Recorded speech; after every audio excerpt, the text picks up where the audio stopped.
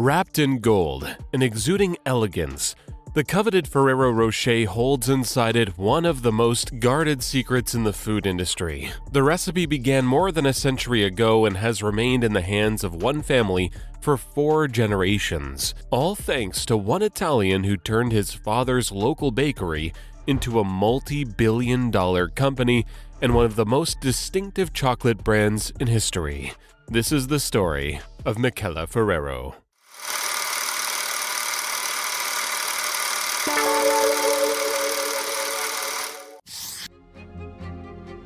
Michel Ferrero was born in 1989 in Piedmont, northwest Italy. The area is known for its border with Switzerland, with the Alps forming a cinematic background. Michele grew up in the small town of Alba, in between Turin and Genoa, on the southern part of Piedmont. It's home to some of the country's most prestigious vineyards in the country, a rich Roman history, and architectural sites dating as far back as the 12th century. It was in this town that Michele's father, Pietro, began a humble bakery with a grand vision. Pietro had been trained as a pastry chef and developed an obsession with finding the right balance of cocoa and hazelnuts, which were easy to source locally. This quest led to Pietro's own version of gianduja, a thick, dark chocolatey paste, which was created in the region, helping to make Piedmont famous for chocolate.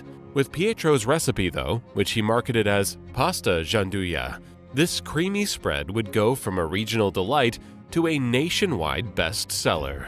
Pasta gianduja quickly became a hit. It was packaged in aluminum foil in small loaves that needed to be cut with a knife.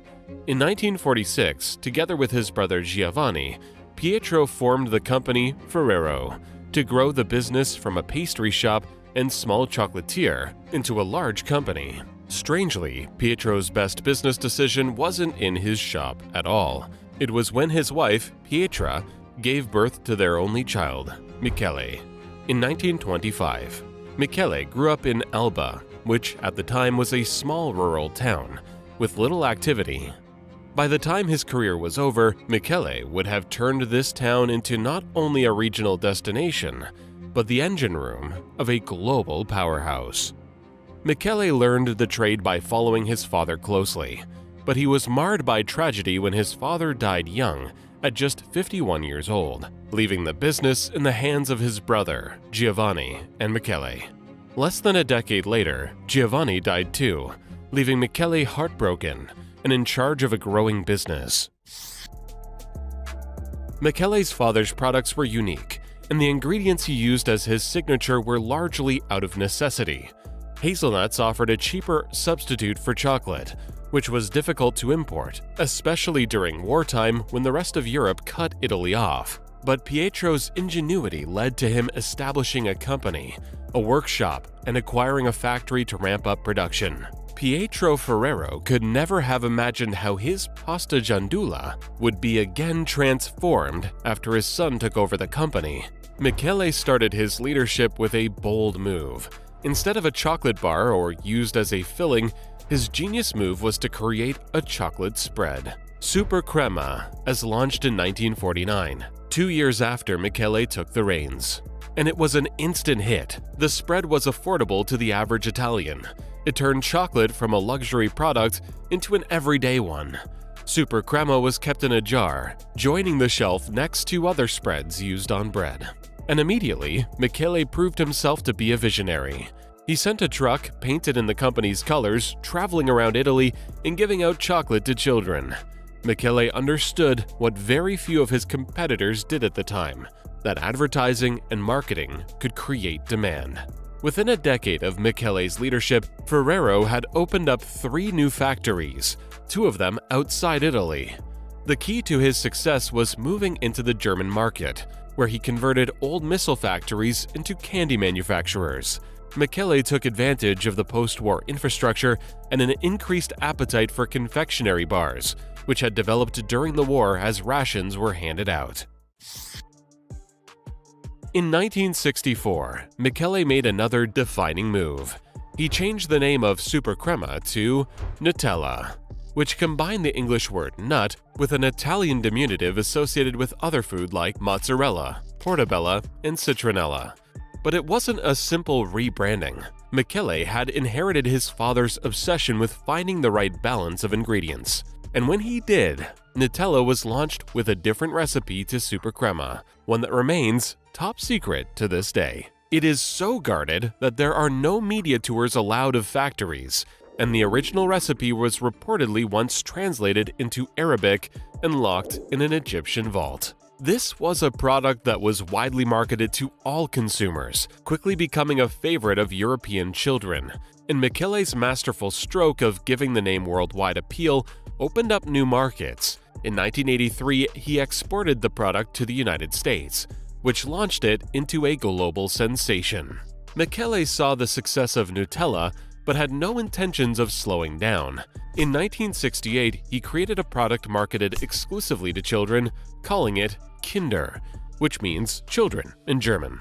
Michele had already expanded production to Germany and had confidence that he could appeal to the market's tastes. He was right. Kinder was a more traditional confectionery than Nutella or Ferrero Rocher, but the specific combination of milk chocolate, sugar, milk powder, and cocoa put it a step above the rest. The brand has gone on to release a range of different products, including Kinder Surprise Egg-shaped chocolate encasing a small toy, Kinder Bueno wafer sticks, Kinder Maxi King ice creams, and dozens more. The target demographic continues to be children. Michele's genius was in his marketing. He was able to keep a squeaky clean, luxury image for the company, all the while launching different products for different markets, segmenting each with its own brand.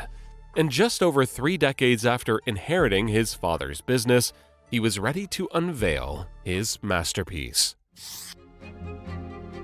In 1979, Michele introduced the world to a chocolate that has become one of the most sought after in the world. Its inception was semi-religious. Michele took the name Rocher from the grotto where a saint once reported a vision of the Virgin Mary. Michele traveled to Rocher de Messabielle in Lourdes, in southern France, as a pilgrimage. He was so inspired that he coined the name Ferrero Rocher for his new chocolate, and continued to visit Lourdes for the rest of his life. The profound meaning behind the chocolate is matched by its ingenious composition. Ferrero Rocher is made up of 3 layers: a full crunchy hazelnut, which is dipped in Nutella, and then wrapped in a wafer shell topped with chocolate and roasted hazelnut pieces. But the candy has also become famous for its 4th layer, the packaging. Each piece is wrapped in gold foil, glued to a paper cup, and stamped with the brand name. This aesthetic makes it a pseudo-high-end product, loosely associated with wealth and decadence. The packaging has become so distinctive that plastic boxes or displays are always made as clear as possible to emphasize the gold wrapping.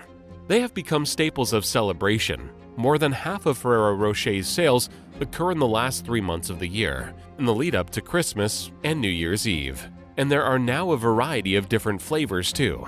Michele continued to aggressively globalize both sales and production, spreading Ferrero's product spread to the rest of the world.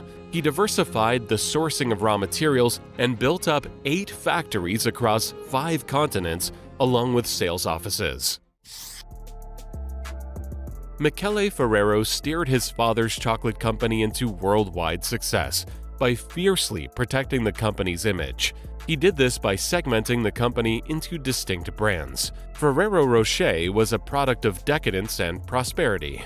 Kinder was marketed for children, and Nutella was an all-purpose general product. The company has remained politically neutral and rarely offers sponsorship deals.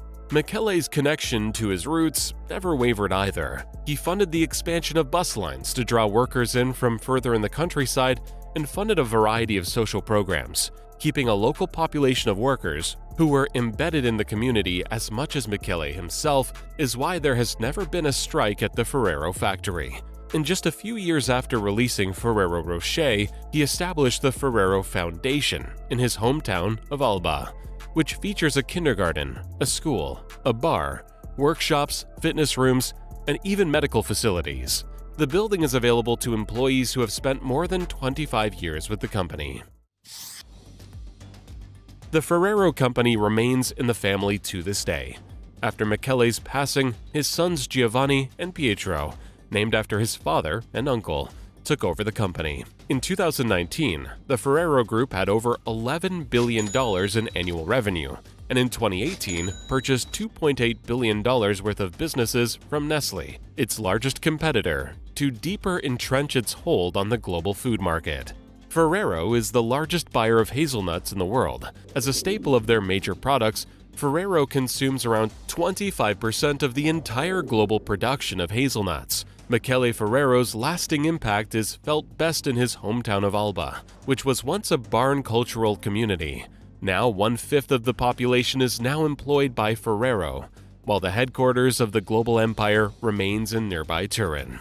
When Michele Ferrero died in 2015, he was the richest man in Italy, with a net worth of around $25 billion.